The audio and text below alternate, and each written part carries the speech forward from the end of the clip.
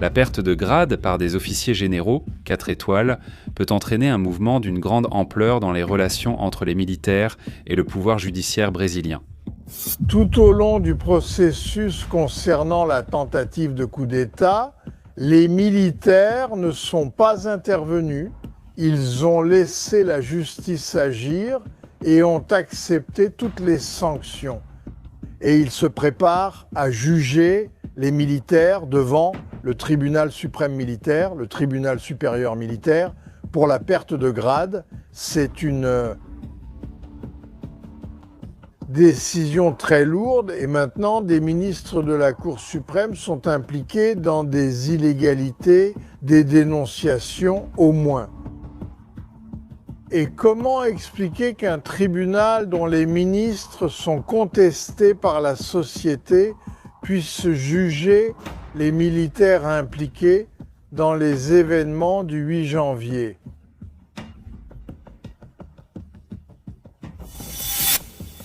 Une faction spécifique de militaires des forces armées exerce une forte pression contre la perte des grades des généraux condamnés pour les événements du 8 janvier. Le SI pour cette faction. On ne peut accepter de lourdes sanctions contre les militaires sans que les ministres de la Cour suprême fédérale impliqués dans les scandales de la Banco Master soient aussi tenus responsables. L'argument central est que la justice ne peut pas être sélective si des généraux peuvent être expulsés en raison de comportements jugés incompatibles avec les principes démocratiques. Alors les ministres qui apparaissent dans des enquêtes pour corruption et favoritisme devraient également être jugés et, au minimum, écartés de leurs fonctions. Cette perception a alimenté un climat d'insatisfaction dans les casernes et peut évoluer vers une crise sans précédent. Soyez les bienvenus à Vida no Cartel.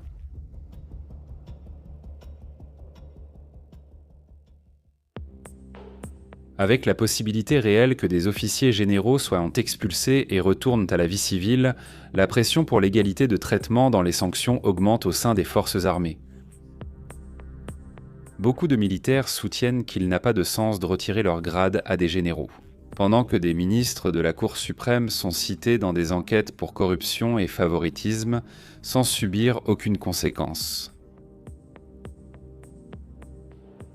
Dans le cas du ministre Dias Toffoli, la police fédérale a trouvé son nom sur le téléphone de Daniel Vorcaro, propriétaire de la Banco Master. Face à cela, Toffoli a cessé d'être rapporteur dans les enquêtes impliquant l'institution bancaire, ce qui a soulevé des soupçons quant à son impartialité.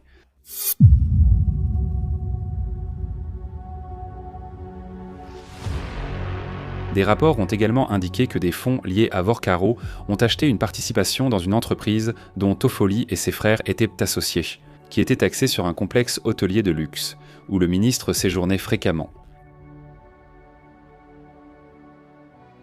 De plus, des enquêtes sont révélées que Toffoli a utilisé un jet privé lié à des avocats de directeurs de master et a pris des décisions de sa propre initiative qui ont directement favorisé la banque.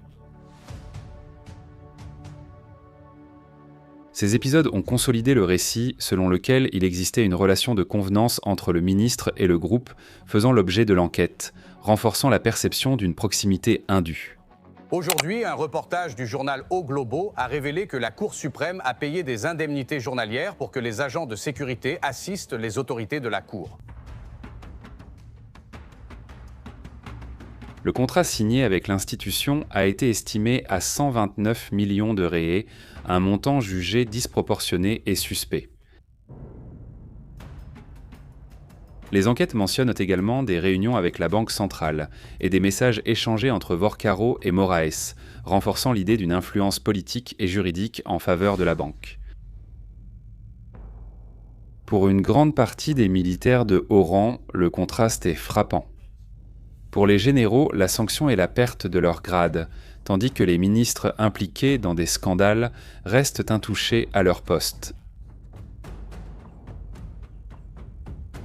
Cette perception de déséquilibre alimente l'insatisfaction et renforce la résistance contre les sanctions sélectives, laissant clairement entendre que soit la Cour suprême donne l'exemple et se sanctionne elle-même, soit il sera difficile d'accepter l'expulsion des généraux condamnés.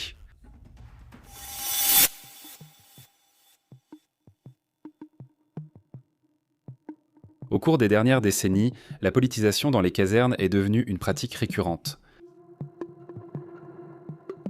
Divers présidents ont cherché à utiliser les forces armées comme instruments de gouvernement, plutôt que comme des institutions d'État, tentant de rapprocher la hiérarchie militaire de leurs projets politiques. Malgré cela, les militaires sont restés en grande partie à l'écart des pressions directes, même face à des décisions contestables de la Cour suprême fédérale, des innombrables scandales de corruption en politique et de la croissance exponentielle de la violence au Brésil.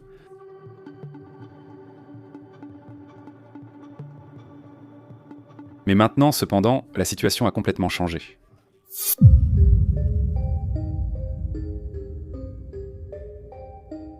En constatant qu'ils pourraient perdre définitivement leur influence dans le pays, une faction militaire des trois forces a commencé à faire pression en interne sur la Cour suprême et le président de la République. Le message est clair, soit le Brésil adopte une ligne ferme et punit tout le monde sans exception, soit la situation pourrait s'aggraver entre les pouvoirs, ouvrant la voie à une crise institutionnelle de grande ampleur. Il convient de souligner que, récemment, le tribunal militaire supérieur a décoré des membres du Parti des travailleurs pour les prétendus bons services rendus à la justice militaire, ce qui a provoqué de vifs débats dans la société. Beaucoup se demandent quels services pertinents auraient effectivement été réalisés, et la perception dominante est que cet hommage donne une impression de partialité dans les décisions. Cet épisode, ajouté au lien étroit entre les autorités de différents pouvoirs, renforce le récit d'une politisation institutionnelle et accroît la méfiance quant à l'impartialité de la justice militaire, renforçant les critiques disant que des décorations de ce type reflètent davantage un alignement politique qu'un mérite technique. Avec la possibilité que des officiers généraux perdent leur grade, le sujet a pris de l'ampleur au sein des forces armées. Généraux. 4 étoiles comme Braga Neto et Augusto Heleno, même à la retraite, entretiennent encore de bonnes relations avec les officiers en service actif, ce qui peut contribuer à ce que la perte de grade ne soit pas acceptée. Si le tribunal militaire supérieur décide de l'expulsion, cela crée un précédent dangereux. D'autres généraux pourraient être jugés à l'avenir pour implication politique. Dans un contexte de polarisation croissante, cette impasse révèle une crise institutionnelle en gestation. S'il n'y a pas de mesures qui garantissent l'équilibre et la justice, la relation entre la Cour suprême fédérale et les militaires peut se détériorer encore davantage, mettant en danger la stabilité politique. Le public reste éloigné des besoins réels de la population, tandis que le pays reste focalisé sur des luttes de pouvoir, des accusations de corruption et des querelles politiques superficielles.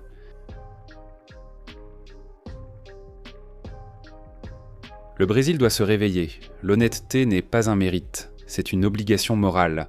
Et pendant que les fanatiques politiques débattent de qui est le plus honnête, la corruption continue d'opérer en coulisses, maintenant les privilèges des politiciens et des membres du pouvoir judiciaire aux dépens de la société.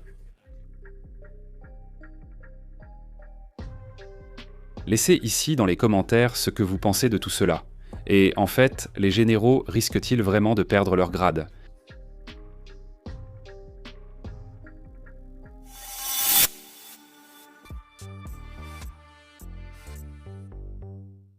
Sur Vida no Cartel, vous êtes informé de l'actualité militaire.